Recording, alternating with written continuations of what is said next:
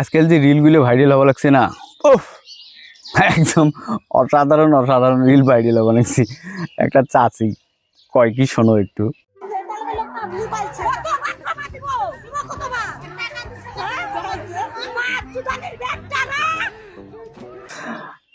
মানে ফাজলিমি হওয়া লাগছে, ফাজলিমি হওয়া লাগছে নাকি? আমি আগতে কইছিলাম যে 17 তারিখে যদি খালি মা বোনের অন্নমূল্যের টাকাটা না পায় না, শালা খাটিয়ে খাড়া করে দেগা খাটিয়া। দেখছেন অবস্থাটা? পদ অবরোধ করবে নাকছি, ট্রেন অবরোধ করবে নাকছি, অফিস আদালতের সামনে দাঁড়িয়ে আন্দোলন করবে লিখছি। এলাও এমার দিমাগ ঠিক আছে, যেদিন খারাপ হবে না, যেদিন দিমাগ খারাপ হবে কলার ধরি টানি বের করে এনবে। ফাজলিমি হওয়া লাগছে। মুখ্যমন্ত্রী কি কয় যে রাস্তায় গড়াগড়ি দিয়েও কোনো লাভ হবে না, কারণ এরা কখনো ভোট দেয় নাই, আগামীতেও দেবে না।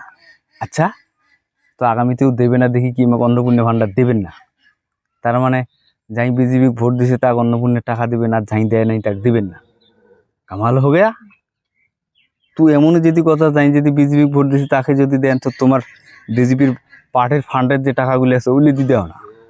পশ্চিমবঙ্গের সরকারের টাকা, সাধারণ মানুষের টাকা, জনগণের টাকা, এটি দিয়ে তোমার ওই যাই বিজেপি করছে তাক দিবেন, যাই করে নাই তাক দিবেন না? ফাজলিমি হওয়া লাগছে।